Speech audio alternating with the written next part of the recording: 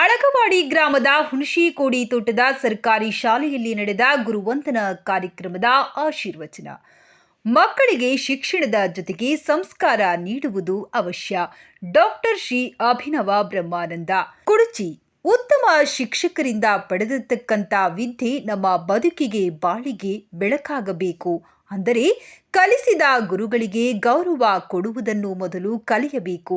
ಆದ್ದರಿಂದ ಇವತ್ತಿನ ಜೀವನದಲ್ಲಿ ಪಾಲಕರು ತಮ್ಮ ಮಕ್ಕಳಿಗೆ ಶಿಕ್ಷಣದ ಜೊತೆಗೆ ಸಂಸ್ಕಾರ ನೀಡುವುದು ಅತಿ ಅವಶ್ಯವಾಗಿದೆ. ನಮ್ಮ ಮಕ್ಕಳ ಭವಿಷ್ಯವನ್ನು ನಿರ್ಮಾಣ ಮಾಡುವುದೇ ಶಿಕ್ಷಕನ ನಿಜವಾದ ಆಸ್ತಿಯಾಗಿದೆ ಎಂದು ಪರಮಾನಂದವಾಡಿ ಗುರುದೇವ ಬ್ರಹ್ಮಾನಂದ ಆಶ್ರಮದ ಡಾಕ್ಟರ್ ಅಭಿನವ ಬ್ರಹ್ಮಾನಂದ ಸ್ವಾಮೀಜಿ ತಿಳಿಸಿದರು. ಅವರು ಕುಡಚಿ ಮತಕ್ಷೇತ್ರದ ಅಳಗವಾಡಿ ಗ್ರಾಮದ ಹುಣಶಿಕೋಡಿ ತೋಟದ ಸರ್ಕಾರಿ ಹಿರಿಯ ಪ್ರಾಥಮಿಕ ಶಾಲೆ ಗುರುವಂದನಾ ಹಾಗೂ ಸ್ನೇಹ ಮಿಲನ ಕಾರ್ಯಕ್ರಮದ ದಿವ್ಯ ಸಾನ್ನಿಧ್ಯ ವಹಿಸಿ ಮಾತನಾಡಿದರು. ಸಾಹಿತಿ ಡಾಕ್ಟರ್ ವಿ.ಎಸ್. ಮಾಳಿ ಮಾತನಾಡಿ, ನಿಜವಾಗಲೂ ಒಂದು ಊರಿನ ಪರಮ ಪವಿತ್ರ ಮಾತನಾಡುವ ಹಾಗೂ ಚಲಿಸುವ ದೇವಾಲಯಗಳು ಯಾವುದಾದರೂ ಇದ್ದರೆ ಅವು ಶಿಕ್ಷಣ ನೀಡುವ ಶಾಲೆಗಳು. ಇಂತಹ ತೋಟದ ಶಾಲೆಗಳಲ್ಲಿ ಕಲಿತು ಇಂದು ಎಲ್ಲ ಸರ್ಕಾರಿ ಹುದ್ದೆಗಳಲ್ಲಿ ಕಾಣುತ್ತಿರುವುದು ಗ್ರಾಮದ ಕೀರ್ತಿಯನ್ನು ಹೆಚ್ಚಿಸಿದೆ ಎಂದರು. ನಂತರ ಕಾರ್ಯಕ್ರಮದಲ್ಲಿ ಭಾಗಿಯಾದ ಕಲಿಸಿದ ಶಿಕ್ಷಕರನ್ನು, ಶಾಲೆಯಲ್ಲಿ ಕಲಿತು ವಿವಿಧ ಸರ್ಕಾರಿ ಹುದ್ದೆಗಳಲ್ಲಿ ಸೇವೆ ಸಲ್ಲಿಸುತ್ತಿದ್ದ ವಿದ್ಯಾರ್ಥಿ ಸಾಧಕರನ್ನು, ಅಡುಗೆ ಸಿಬ್ಬಂದಿಯನ್ನು ಸತ್ಕರಿಸಿ ಗೌರವಿಸಿದರು.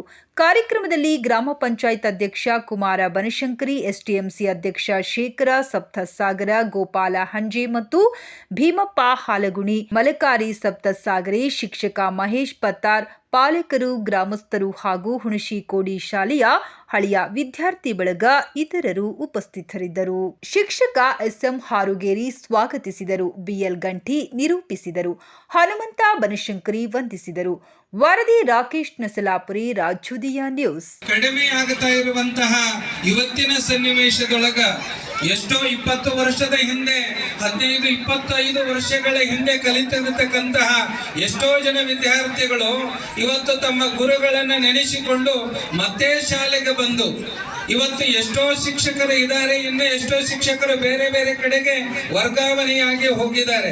ಅವರೆಲ್ಲರನ್ನ ಹುಡುಕಿಕೊಂಡು ಬಂದು ಅವರಿಗೆ ಹೃದಯ ಸ್ಪರ್ಶಿಯಾಗಿರತಕ್ಕಂತಹ ಗೌರವವನ್ನ ಸಮರ್ಪಣೆ ಮಾಡ್ತಾ ಇದ್ದೀರಲ್ಲ, ಅವರು ಕಲಿಸಿದ್ದಕ್ಕೂ ಕೂಡ ಅವರಿಗೆ ಅನಿಸ್ತದೆ. ಇವತ್ತು ವೇದಿಕೆಯ ಮೇಲಿರತಕ್ಕಂಥ ಎಲ್ಲ ಶಿಕ್ಷಕರಿಗೂ ಅನಿಸ್ತದೆ.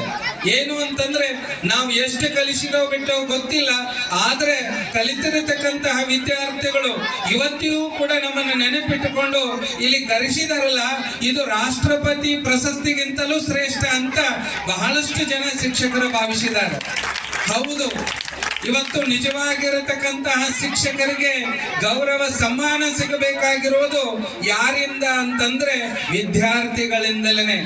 ಮತ್ತು ವಿದ್ಯಾರ್ಥಿಗಳಾದವರು ಅರ್ಥ ಮಾಡಿಕೊಳ್ಳಬೇಕು, ಶಿಕ್ಷಕರಿಂದ ಪಡೆದಿರತಕ್ಕಂತಹ ವಿದ್ಯೆ ಅದು ನಮ್ಮ ಬದುಕಿಗೆ, ನಮ್ಮ ಬಾಳಿಗೆ ಬೆಳಕನ್ನ ನೀಡಬೇಕಾಗಿತ್ತು ಅಂತಂದ್ರೆ ಕಲಿಸಿದ ಗುರುಗಳಿಗೆ ಗೌರವ ಕೊಡುವುದನ್ನ ಮೊದಲು ಕಲ್ತ್ಕೋಬೇಕು. ಇವತ್ತು ನೋಡಿ, ಈ ಹುಣಶಿಕೋಡಿ ಅನ್ನುವಂಥದ್ದು ಪುಟ್ಟ ಗ್ರಾಮ, ಪುಟ್ಟ ತೋಟ ಇದು. ಆದರೆ ಆಡು ಮುಟ್ಟದ ಸೊಪ್ಪಿಲ್ಲ.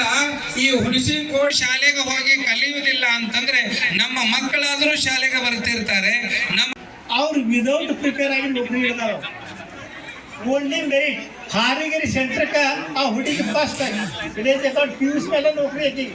ಇನ್ನೊಬ್ಬೆ KE ಬೇಕದಾನ, ಅವ್ರು ಡೈರೆಕ್ಟ್ ಅಪಾರ್ಟ್ಮೆಂಟ್. ಹೀಗೆ ಯಾಕಪ್ಪ ಅಂದರೆ ನಾವು ಅವ್ರ ಮಕ್ಕಳು ನಮ್ಮ ಕೈಯಾಗ ಕಲ್ತಿಲ್ಲ ಸಹಿತ.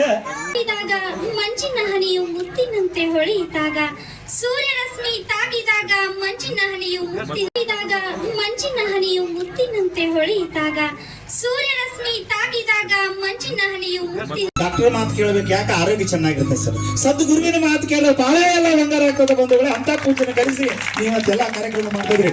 ನೀವೆಲ್ಲ ತಪ್ಪೇನು ತಿಳ್ಕೊಂಡಿದ್ದು. IAS ಆಫೀಸರ್ ಅಂದ್ರೆ ಭಾಳ ಶಾಣೆ. ಹೆಂಗೆ ಜಗಳ ಆಡ್ತಾವ್ ನೋಡಿದ್ರಿಲ್ಲ, ಅವ್ರ ಜಗಳ ಏನ ಮುಗಿವಲ್ದು. ಅವು ಶಾಣೆ ಇದ್ರು ಜಗಳ ಆಡ್ತಿದ್ದು ಇಲ್ಲ.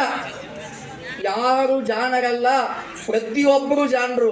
ನಮ್ಮ ಗಂಟಿಯವ್ರು ಹೇಳ್ತಿದ್ರಲ್ಲ ಇಲ್ಲೊಬ್ಬ ರೈತರು ಬಂದಾಗ ಅಂತ, ಆ ರೈತರಷ್ಟ ಯಾರು ಜಾಣರು ಇರ್ಲಿಕ್ಕೆ ಸಾಧ್ಯನೇ ಇಲ್ಲ. ಮಾಡಿ ನೋಡಿ ಹೆಂಗ ಆಗ್ತದ ಮುಂದಿನ ವರ್ಷ ಅಂತ ಭವಿಷ್ಯ ಹೇಳ್ತಾರೆ. ಜಾಣತನ ಅನ್ನೋದು ಕೇವಲ ಶಿಕ್ಷಣಕ್ಕ ಮೀಸಲಿಲ್ಲ. ನನ್ಗೆ ಇನ್ನೊಂದು ಕೆಟ್ಟ ಅನುಭವ. ನನ್ನೊಬ್ಬ ವಿದ್ಯಾರ್ಥಿ ಇಲ್ಲೇ ರಾಯಬಾಗ್ ಟ್ರೆಜರಿ ಒಳಗಿದ್ದ.